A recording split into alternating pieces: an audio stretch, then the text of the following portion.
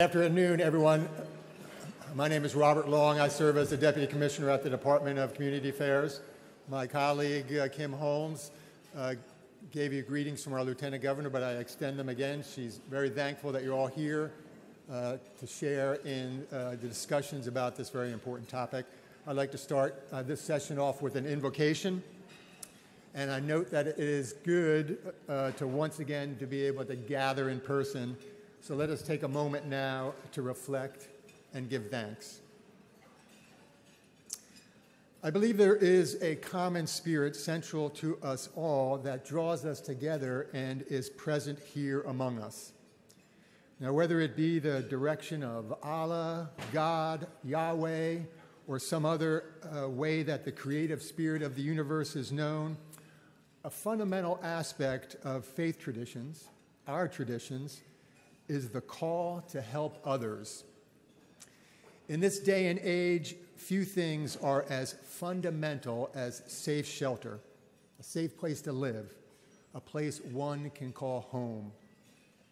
And that is why we are here, to seek any which way possible we can work together to provide safe, affordable, long-term shelter for those whom our human systems do not yet provide for. And though we may work through public or private means, I believe this is a divinely inspired endeavor, and we pray that it will be a divinely guided endeavor as well. So in this moment, we invoke the power of Spirit upon all of us gathered here, that we may, with courage, fortitude, determination, perseverance, and compassion, seek just outcomes that help lift every sister and brother to safe living circumstances. And we do not do this alone. There are many of our colleagues and co-workers in this endeavor who are not with us today, and we pray the Spirit upon them as well. So may the power and the strength of the Spirit fill us all, and may our mission know complete success. And now, as we prepare to share the meal before us, we offer thanks for its bounty, for the hands that prepared it, and for those who serve us, to which I say amen. So I have the additional privilege to introduce one of my fabulous colleagues, Ms. Leslie Anderson. I think most of you know her. She serves as the president and CEO of the New Jersey Redevelopment Authority. So I'll invite Leslie to come up and introduce our keynote speaker. Thank you.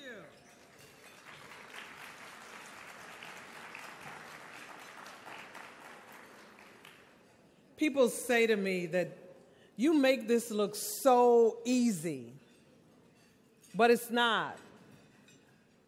And you know what makes it harder? Is when people are talking when you're talking. You like that, Mayor? It's harder, right? I may not appear to be nervous, but I'm nervous. Because I'm representing our fabulous Lieutenant Governor Sheila Y. Oliver. In her absence, before I get to that, how were the morning sessions? Show me by a round of applause.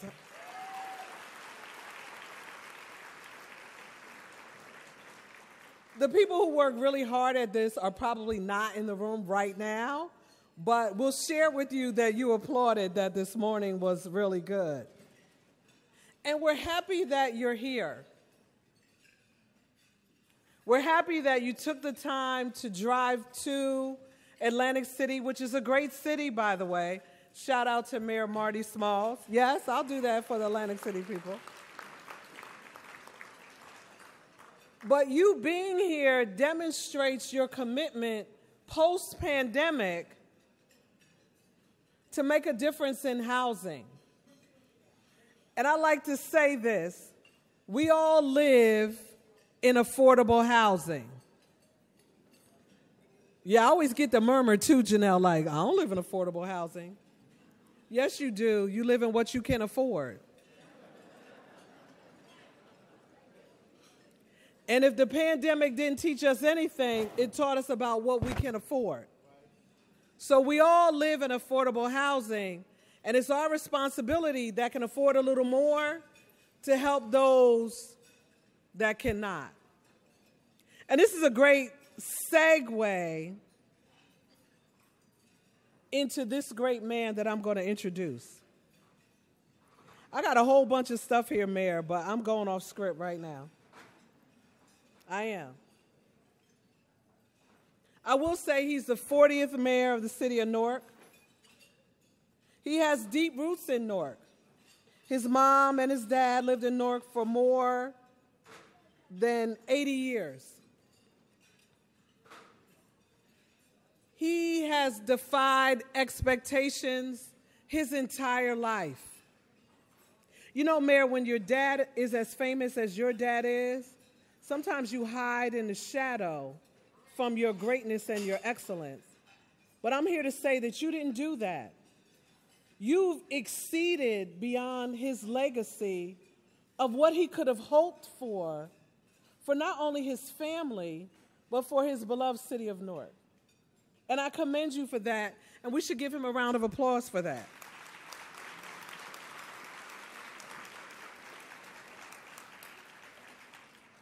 We know you reduced crime, you lowered unemployment, you retained control of your schools, but you are such an innovator at the forefront, and I think you thinking, like right now, you always think, why not?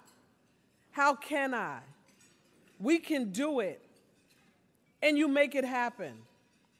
Anyone who has watched you over your tenure as mayor is excited not only about the potential for the city of Newark, but how we can replicate your success, not just throughout the state of New Jersey, but throughout the world.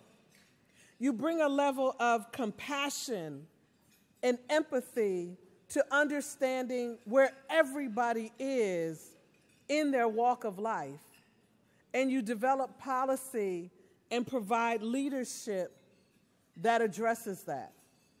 And not many leaders do. Sometimes we lead for the position, and this mayor leads for the people. I'll say it again.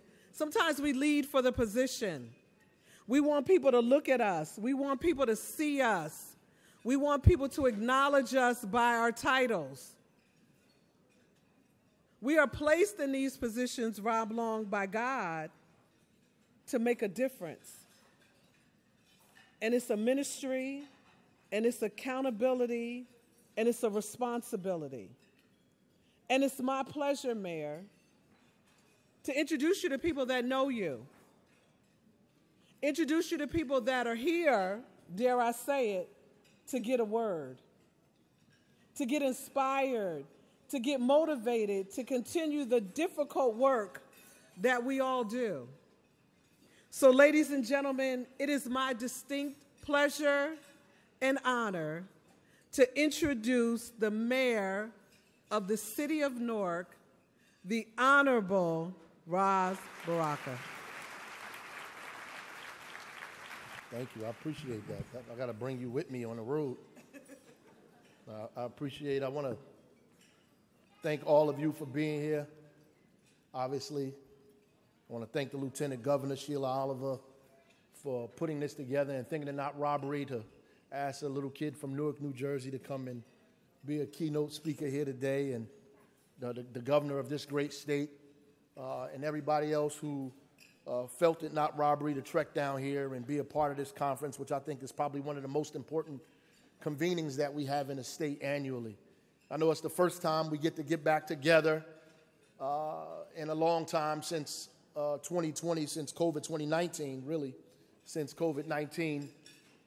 First time we got to be together, and I know how difficult it was. I don't know what the experiences have been like for everybody else, but in Newark, we were having a difficult time, and by God's grace and the work of the people and the institutions, we did what we could to keep as many people as alive as we could, and we did that without shame or regret.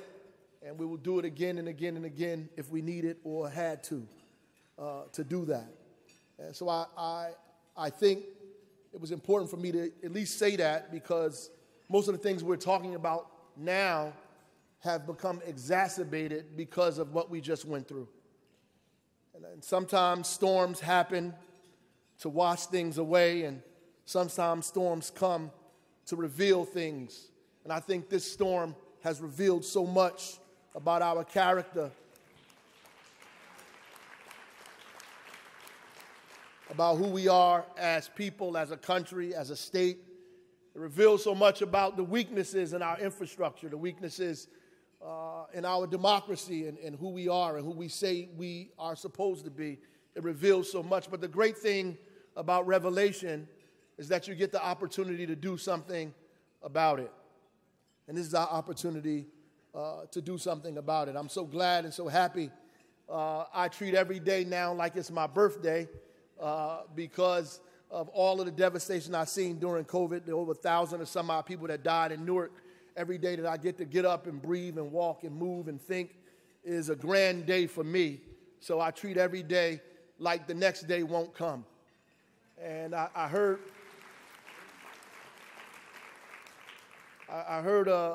one of the pastors in Newark say that you never see a U-Haul behind a limousine or behind a Hertz, because you can't take the things that you accumulate in life with you. You can't take the things with you that you accumulate, and you can't take the things that you do with you. So the question is, what are you leaving behind? James Baldwin said, anybody that has struggled with poverty knows how extremely expensive it is to be poor.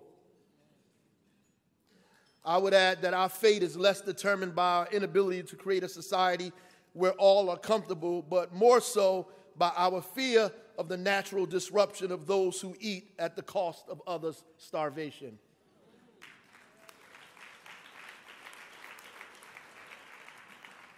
I know some of us have come down here for many different reasons, and you might not be prepared for some of the things I may say, so if you get offended, it's for the person next to you. I'm from the largest city in the state where the average income is somewhere around $35,000 a year, and the cost of an average home is near $325,000 or more. 75% of our residents are renters, and according to the Rutgers-Klein report, the rent that is considered fair based on housing subsidies for a two-bedroom is actually $680 more than what the typical Newarker can afford. Even low-income housing tax credits produce housing that is about $400 more expensive than what renters can afford in Newark. Newark is made up of essential workers, a title we were given during the pandemic. The name was given during this time, and the work was made essential, but not the wages or housing.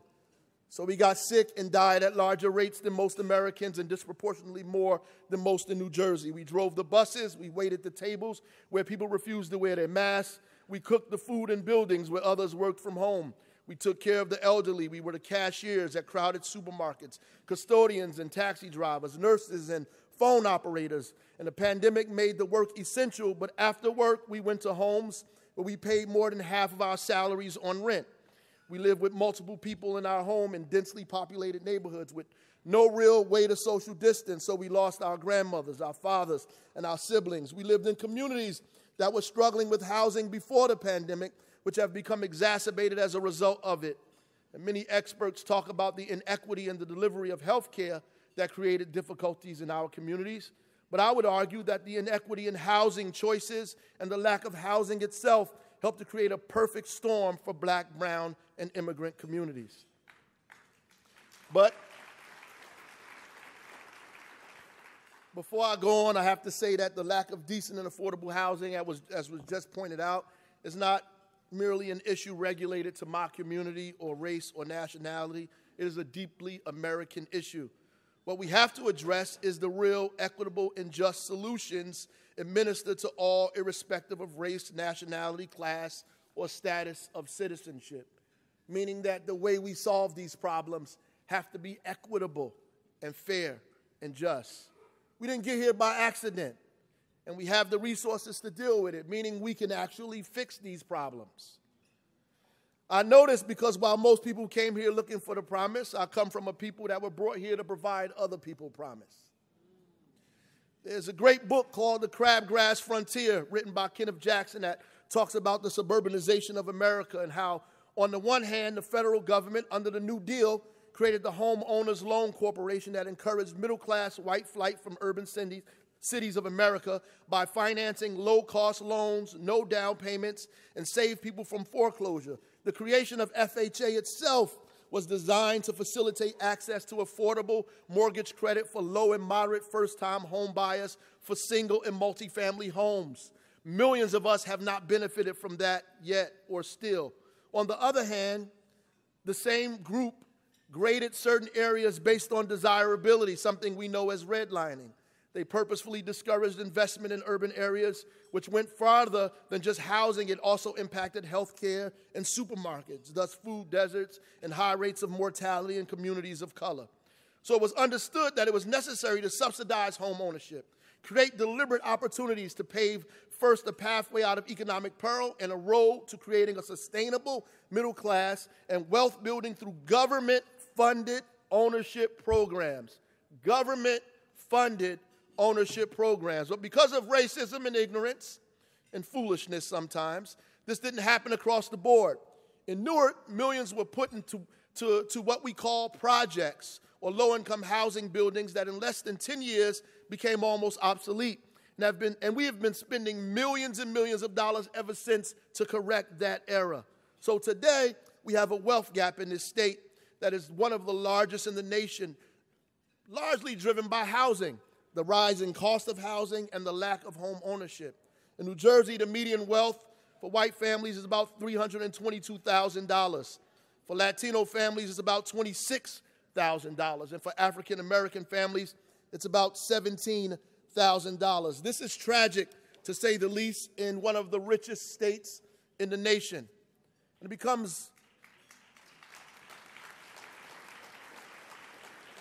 And it really becomes important to me when we are analyzing what has been done so we can discuss what can and should be done. We don't need sympathy or sympathizers. We don't need policies with no action. We don't need saviors and opportunists. We need opportunity and risk takers. We do not need formulas. We need investment.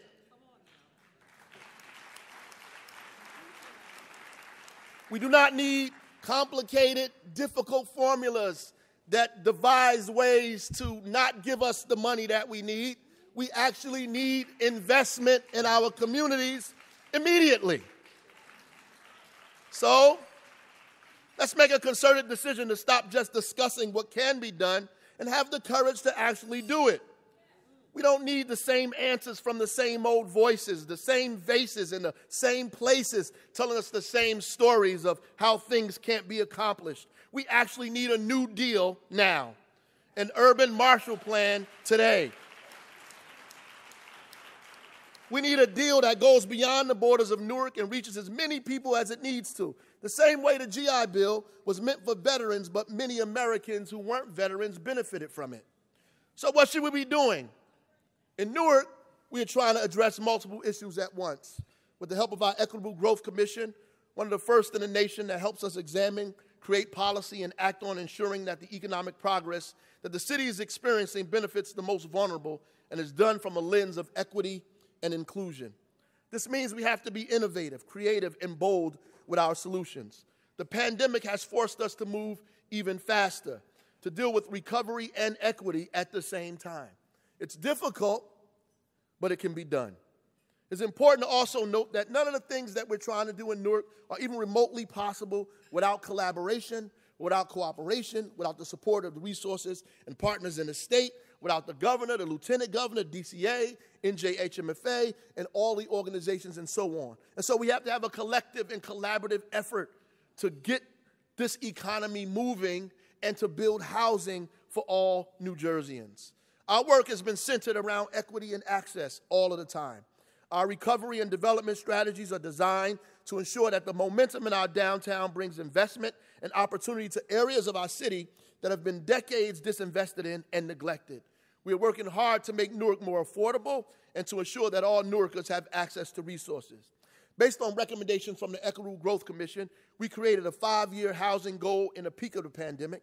And to jumpstart that effort, we created a $20 million housing initiative targeting families earning $32,000 or less, which is about 30% of the AMI for a family of 4. And more than a third of those people that are creating that housing are black, brown, and women developers. We strengthen our inclusionary zoning ordinance, which requires developers to set aside 20% of their units at 15 or more at affordability levels of 80, 60, and 40% of the AMI. And I know there are developers out here that are screeching, saying, oh, we can't do this. That's not true. You can, you should, and you must. Developers that petition not to build on site would have to pay into Affordable Housing Trust Fund $180,000 per unit, up from $25,000, which is actually the current cost of construction. We're also using the Affordable Housing Trust Fund dollars to help preserve existing affordable units, to invest across the city in projects that create more units of affordability that go above and beyond what the IZO calls for. And as a result of the recent report done by Rutgers, the Climb report titled Who Owns Newark, we accelerated many of our goals and began responding to these faceless LLCs that are buying private property and turning them into rental units way above what Newarkers can presently afford. We're creating municipal legislation covering properties that are not currently under rent control that imposes a surcharge on landlords that raise rents year over year above 5%. These fees will be directed to Affordable Housing Trust Fund to further invest in affordable housing. We are deed restricting all city-owned property and Newark Land Bank property to keep it affordable and give first right of refusal to nonprofit affordable housing developers. We've also gathered community developers, residents, affordable housing advocates, nonprofits, and CDFIs together to do something very transformational. We are creating an acquisition fund to obtain property in neglected communities and parcel them together with city properties so we can have a city-wide spread of community development, blocks and blocks at a time, that we can ensure will remain affordable in both rental units and home ownership. We are creating a city pathway to make the process less cumbersome and more expeditious. This will become one of the largest public-private partnerships with community-based developers the city has ever seen, and probably even the state. But that is not enough. We are not content with creating units for rent that are affordable. It seems like when we're having these discussions, this particularly when it comes to our community, the conversation stops there. We are interested in building wealth, not just renting.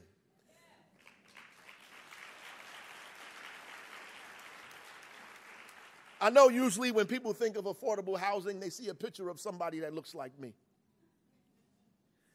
But affordable housing means a whole bunch of things. It's a mother, a family just had a divorce, they have children to raise, a new income, less income that they have in their household to get a new place. Affordable housing is somebody who just lost their job and is now trying to find another place to live. Affordable housing are kids who are coming home from college, who now are getting new jobs, who need a place to stay in the communities they were born and raised in. Affordable housing is also people who've worked 2 and 3 jobs that can barely make ends meet because we don't have the courage to raise the minimum wage to affordable levels. And so they're working hard and hard to find a place for themselves to live. Affordable housing has many faces, and we see one face when we talk about affordability, which makes it difficult for us to create the solutions that we actually really need. We're interested in building wealth and not just rent. We're interested in building wealth, not just rent. And so when you build wealth, you have to talk about home ownership. You have to attack decades-long discrimination and neglect that purposefully locked generations out of the housing market and condemned communities to a permanent cycle of poverty. We have used our land bank, one of the state's land banks, and created opportunities to take blighted and underused property and put them back on the tax rolls through innovative programs and keeps them affordable. They stood up artist housing on Clinton Avenue in Newark that provides live workspaces for artists and an indoor cafe owned and operated by local black businesswomen. They rehabilitated homes through our Move-In Ready program that allows residents to purchase homes for the first time that are ready to be moved in. Our Section 8 homeowners program, with the help of our housing authority, takes residents that were previously in public housing using their housing choice voucher and apply that money they were using towards rent to a mortgage for a home that they now own. They do not have to pay a down payment, and the homes are developed. They are developed by local MWBE contractors. And we are currently working on a program with NACA and the Bank of America to offer this program of no down payment and affordable home ownership to any resident, not just Section 8 holders, but to any resident that qualifies that are 60% or below AMI.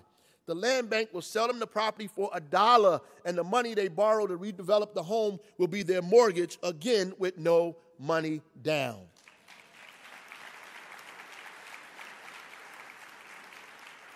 We have a Live Newark program that provides no interest forgivable loans to residents for closing costs up to $10,000. And these are just a few things that we're trying to do in the city of Newark, along with creating artist collaboratives and providing low-cost or free broadband to all of our residents and bolstering and developing opportunities to put shelter and roofs and housing over hundreds of Newarkers who are residents that do not have addresses. And so we're being as creative and innovative as we can, because when we talk about affordable housing, sometimes in that discussion we miss the most vulnerable in affordable housing, and those are people who have no housing at all. These are people who are living on the sidewalk, who are living behind Home Depot, people who are living on the church steps that we walk past every single day. And when we decide to build something, people say, I like what you're doing, but just don't do it on my block. I like what you're doing, but don't bring homeless people to my neighborhood. But the homeless people are already in your neighborhood. They live in the store down the street. They live in the backyard that's abandoned. They live in the house that was not redeveloped. That's where they live. And they do their business in our community as well. And so they're already in our neighborhood. We just have to have the courage to do something about what's in our neighborhood that we refuse to see. I know that's kind of difficult for people to put their mind and their hands around, but if you're talking about housing, let's talk about the whole thing. These are not revolutionary ideas.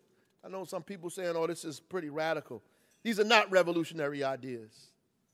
This is something that this country was doing, building decent and affordable housing and putting people in homes and making sure that people had opportunity in times that were dire, were difficult. When the country was in a deep recession, even a depression, people decided to do something about it. I think that the courage that folks had then is the same courage that we need to have now. Decent and affordable housing is something that we need. It is a privilege, right? It is a privilege for us to build the housing that's necessary for the people in our community. Decent and affordable housing is necessary so people do not have to choose between medicine over rent or food over eviction. Pathways to wealth and home ownership should be clear and attainable. And we have a responsibility as a nation, as a state, with so much prosperity to make sure that all have access.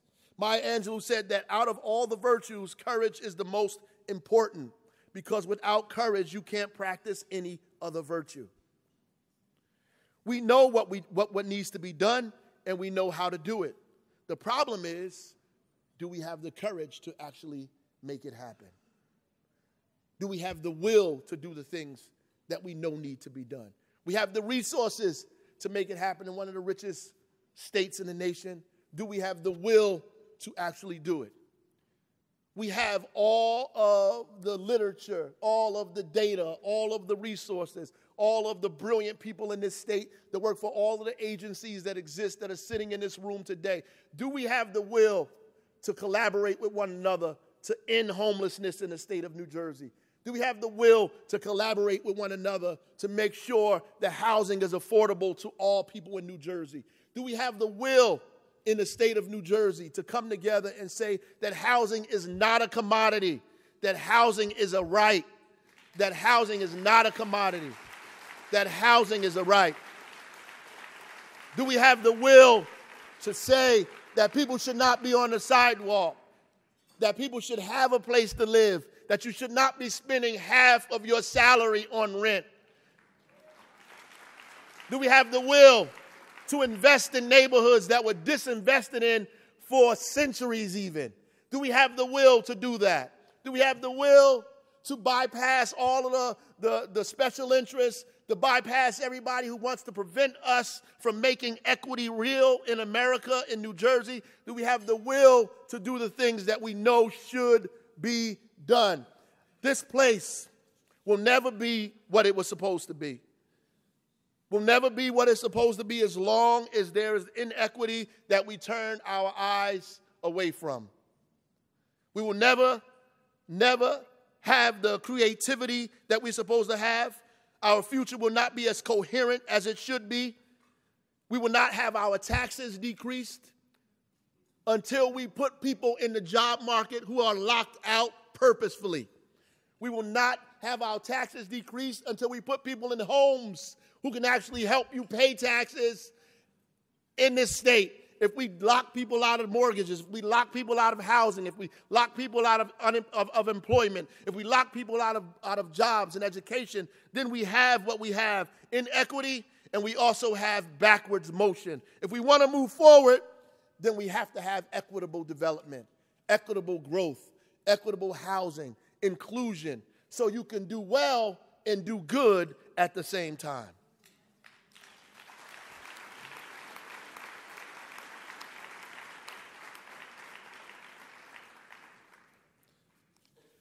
In closing, I just want to say thank you for everybody for coming down here once again, for understanding that, and for all of the practitioners out there to understand that everybody has a right to have a roof over their head, that even in primitive times you had a right to put yourself in some kind of shelter you could find, that with all of us that are in here, the developers that I just spoke to, the new executives, the elected officials, all of the folks in here, the brain trust, the money, the power that exists in this room today. There are millions of people in New Jersey who count on the very few people in this room. This room looks crowded to you, but it's very small in considering the rest of the state of New Jersey. If we used the amount of power that we have in this room, just a little bit of us use the amount of power that we have in this room, maybe having these conferences would not be as significant as they are now. That maybe we wouldn't have to come together so many times like this to talk about these things, because we would be actually doing them.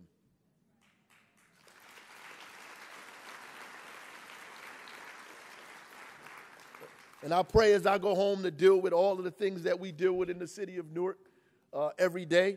You know, I don't have the luxury to talk about problems or be pessimistic.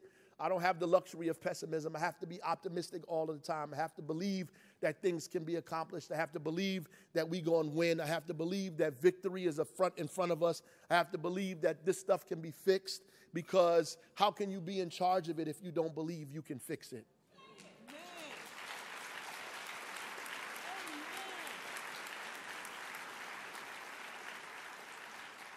I can't afford to be a loser or be around people who tell us that we can't make this happen, that this is too much. We can't create this. We can't develop this. This is going to cost too much. Where are we going to get the money to pay for this? Well, where are we getting the money to pay for all of the poverty that we're having right now?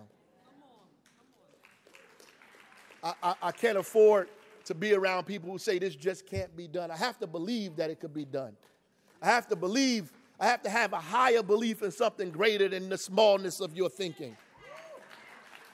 I have to believe in in a power in a God that's bigger than me. Because every time, if I look at the problems that come before me every day, and I depend on some of the people that are around me all the time, they'll never get done. They'll never get fixed. They'll never get changed. We'll never get anywhere. We'll never make motion. We'll never move ahead because everybody around us is telling us how it can't be done and worse, how it shouldn't be done because we are comfortable with the status quo that some of us can eat while millions of us cannot.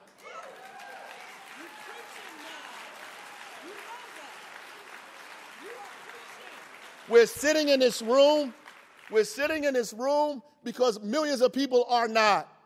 We are eating because other people cannot. We have beautiful homes and other people will never have them unless we do something different, something radical, something revolutionary, something as revolutionary as the New Deal. So, representing the people who never had a deal, I didn't have a new one or an old one. I represent the only people who came here against their will. Come on now. So I didn't have a deal. The property I got, I pray and thank God for the property I got because my people were the property.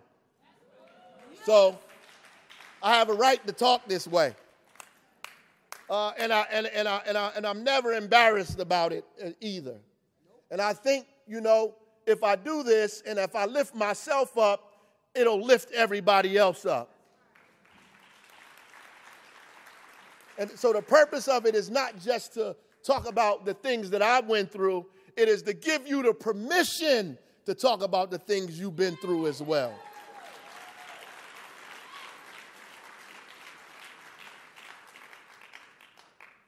So prayerfully, when we walk out of here today, I've said something that excites you, agitates you, angers you, upsets you, enough to talk about it in the barbershop, the beauty salon, in your living room, at the table, wherever you are, whether you're talking about it bad or you're talking about it good, I want you to just talk about it.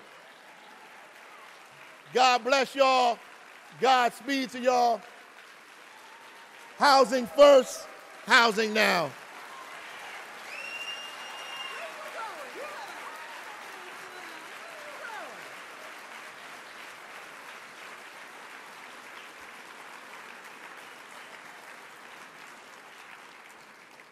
I got to straighten my wig out. I don't feel I've been to church. Mayor Baraka, and I mean this, I want you to understand what I'm getting ready to say to you. Lord, have mercy.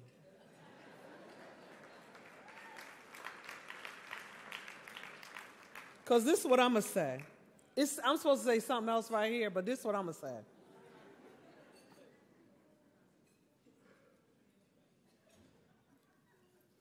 We have a responsibility. You get ready to get me fired.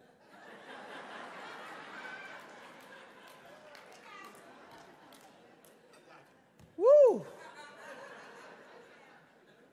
I'm going to say it, though. We have a responsibility to stop with the status quo. Do not, I don't care where you work, do not allow yourself to go back to the way it was. The pandemic taught us things that we need to do better. Do better immediately. Stop with the obstacles and challenges and the reasons why we can't get things done. There are people depending on us to have a better life. And if life isn't better for them, they want it better for their children. And we have to pull off the mask of the foolishness that causes us to not work together. And dare I say it, Kim, because I'm ready to go today. I'm ready to go. We have to recognize racism when we see it, and we have to confront it, and we have to kill it. And I dare say that it doesn't look like it looked a long time ago, but it's still here, and it has a look, and you know when it's wrong, and we all have to confront it. It's more people of color that are on the outside than on the inside. 20 plus years into my career, I'm still the only black woman in the room when we're discussing policy that makes a difference in black and brown people's lives. And I challenge you to heed his word. In your seat, in your home, in your dreams and aspiration, make a difference. Walk out of Atlantic City agreeing to be better, to be different, and to bring about change. Now, back to my script. I'm sorry. Thank you, Mayor Baraka. Let's give him another round of applause. The city of Newark alone is not in good hands. We all are. Hold us accountable. Keep our feet to the fire. And don't allow us to waver, because you're sent for this time and this purpose to do exactly what you're doing. So please continue to do it. I have to thank our luncheon sponsor, Nan McKay. We appreciate your generous sponsorship. If you ate your lunch, thank someone from Nan McKay. Now, I have to talk about our other sponsors. Is Bill Best here? PNC Bank, PS&S, Redstone Equity Partners, and JP Morgan Chase. Now, shh. My mother was a daycare center director for almost 40 years. It amazes me how that works. But enjoy your lunch. We can't see anything up here, so we don't know if you've been served lunch yet. And I also want you to enjoy my absolute favorite part of this conference, the dessert reception after. Have a good time, make a difference, make a new friend, be thoughtful, be active, be purposeful. Thank you.